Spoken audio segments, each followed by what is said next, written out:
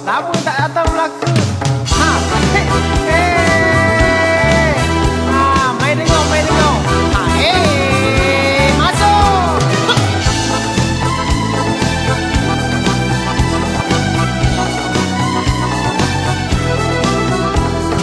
Sebut Melaka semua ada, kota pelancongan dah ternama. Ai pantai menarik, budayanya cantik.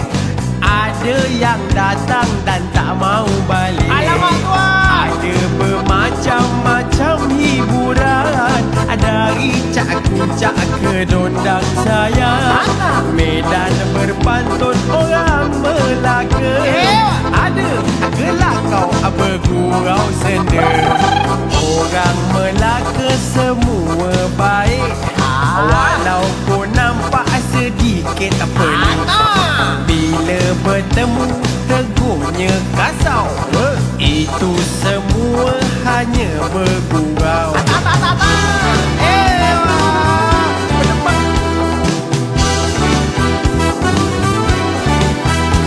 Kalau datang ke negeri Melaka, jangan risau nak tidur mana. Hotel ada, homestay tersedia. Yang penting pasti tak tidur dalam kereta. Cubalah makan asam pedas orang Melaka. Makan sekali 3 bulan, I tak lupa. Kuih keria, coconut shake, I popular. Minuman bau, I resepi orang Melaka. Negeri Melaka, negeri hebat. Kota pelancongan, negeri selat. Negeri Melaka, I negeri hebat. Kota pelancongan, negeri selat. Mei singgah dah bertahun-tahun kau duduk kat rumah jalan le, kat bandar apa semua. Melaka macam mana lah abang. Bot ada, cendol ada, Tamin Sari pun ada. Naik beca, naik beca, naik beca.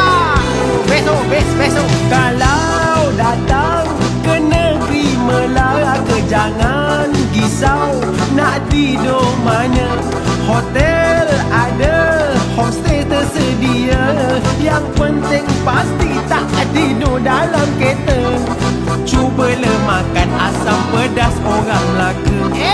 Makan sekali 3 bulan, hai tak lupa. Betul. Kuih keria, coconut shake, hai popular. Minuman baru, air sepi orang Melaka. Orang kena rasa. Negeri Melaka, negeri hebat. Kota pelancongan, negeri selat. Betul. Negeri Melaka, ai negeri hebat. Kota pelancongan, negeri selat.